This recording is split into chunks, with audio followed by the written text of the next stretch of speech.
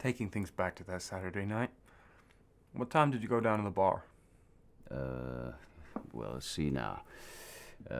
We left the house in the afternoon. My wife and I. John was he kept. We were in the bar until around 1 in the morning. But like I say, it wasn't real crowded, but it was, fairly busy. But I didn't really notice anything unusual, except for one individual. Well, he came in around 10:30, 11. I never seen him before. Can you give me a description of this guy? Yeah, he was in a t-shirt and jeans. He was wearing a buck knife, long hair, 5'7", 5'8", extremely long hair, tied back in a ponytail. That individual, he certainly didn't look like he belonged, He was a white man? Uh-huh. And about how old? I'd say early 20s, 24, 25. And he had a buck knife. Well, he carried that all out in the open, so I figured he was ready for trouble, Okay. So what time did you go home from the bar? We left the bar around 2. You go straight to bed? Yeah. Went to bed. Woke up around 3, stoked the fire.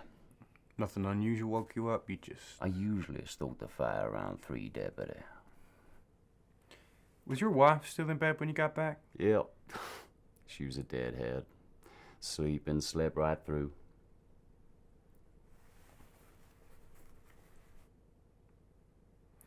Our problem now is sorting fact from fiction with the kids.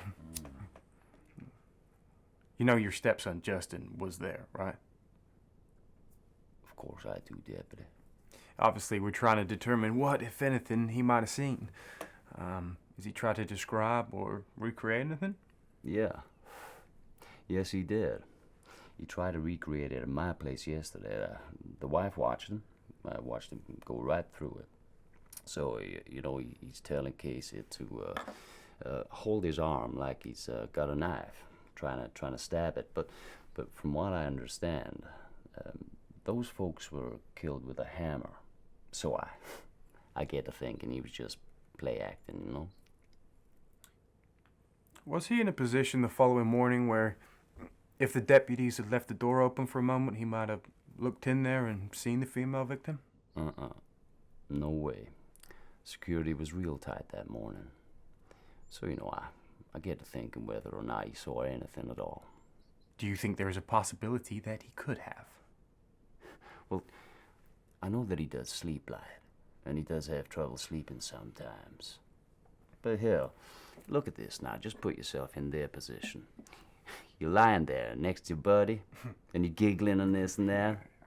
Well, hell, sure, of course he could have been awake that night.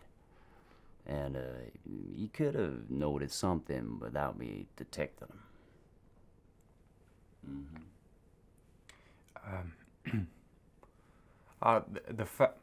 The fact that those kids were in there, and the person that did this, person or persons, I was just wondering, why didn't they bother with those kids?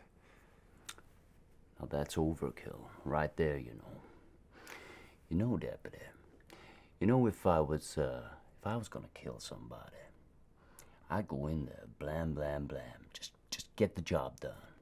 Get going. There's no sense in going any further than that, right? You get in, get going, get the job done. Well, yeah, people go that far. It does make you think, why didn't they hurt those other kids? That's something we've been trying to find out. And then we got the other factors involved as well. We got the missing girl, Tina. Why would somebody want to snatch her? Now, I've been thinking about that, too. Now, I know that girl is the father's favorite kid. Now, I've never met the father. It's just what I've heard from a few conversations now. But apparently, he lives in Connecticut, so they say. Now, just hear me out, Deputy. Maybe Just maybe the father was there that night. Maybe those boys tried to stop him, so he had to take them out too. Hell, we even thought that maybe Dana did it. But you know, that boy is mentally disturbed. And both those boys are, they've been experimenting with drugs. That's a very well-known fact around Keddie. Get that down. What kind of drugs? Weed or... Well, I don't know. Weed, pills, maybe more, I don't know. Okay. So, if you think they were in a heavy drugs, do you reckon it could have been a drug-related hit? Shit. Now that's the thing right there. But dealers dishing out street justice typically just use a gun.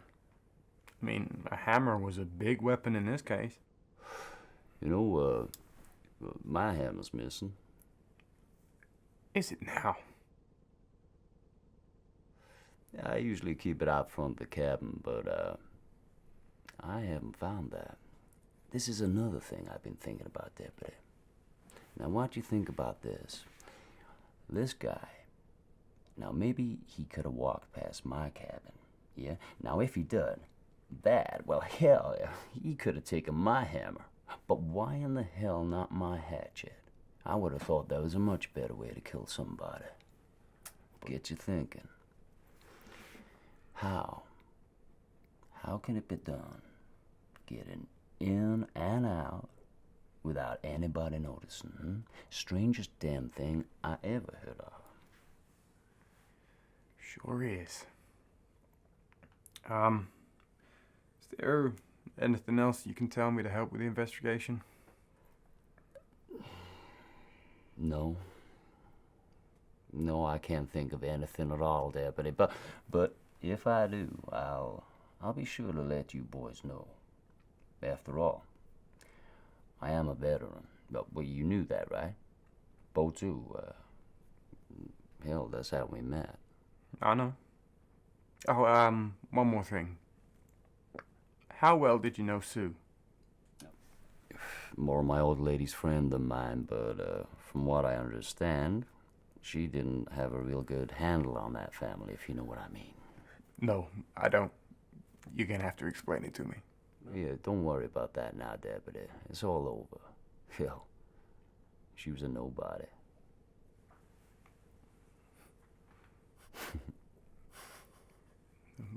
What's so funny? Well, you know, I'm kind of a nobody myself, Deputy. Nobody ever took me seriously or gave me a sideways glance before. But hell, look at this now. All important and informative. Maybe now I'm kind of somebody, right?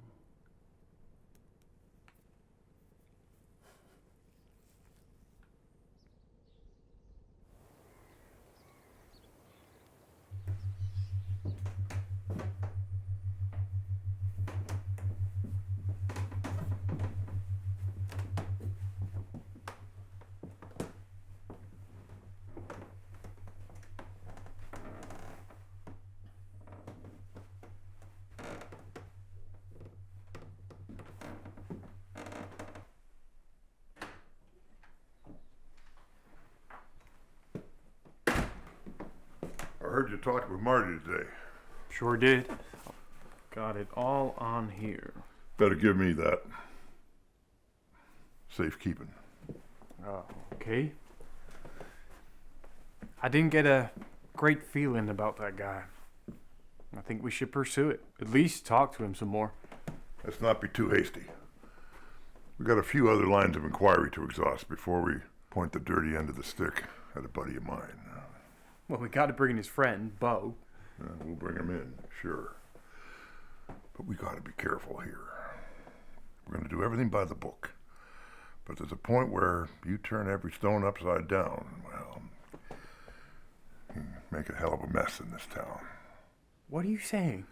Once you start pulling on that thread, a whole lot of things that hold this town together unravel. We could end up with a lot of guilty people. You understand? But what about Marilyn's kid? Justin? What about him? He says he saw the murderers. He's just a kid. There ain't much weight to what he has to say. I heard the Department of Justice is coming to town. That's right. We all good there, or? We've got some understanding friends in the department. They won't be pulling any threads. Anyway, let's grab some lunch. You coming? Yeah.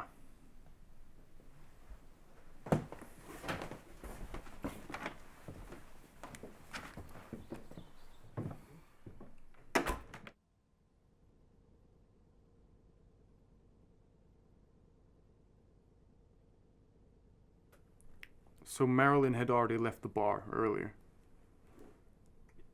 Yeah. So just you and Marty left at the bar. Mm-hmm. Did you walk home? That's right. You have to walk past cabin 28 to get to 26 down the road there. Did you see any activity around cabin 28 at that time? Nothing unusual. No lights, cars, traffic, anything. Nope. Okay. See, that's what I find surprising.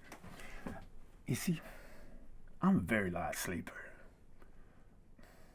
If there'd been a screaming and stuff, I'm sure I would have heard it.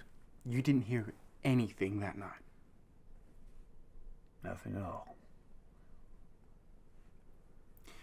When you got back to the house, was Marilyn still up or in bed or what? No, she was up.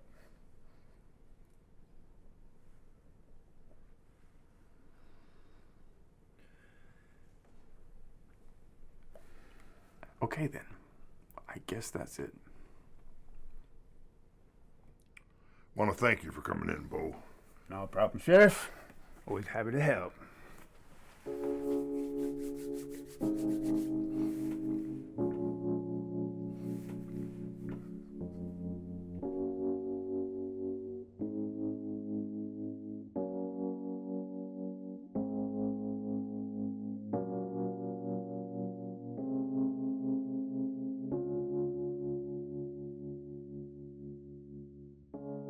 Walked a mile of red to see you, just to see this for myself.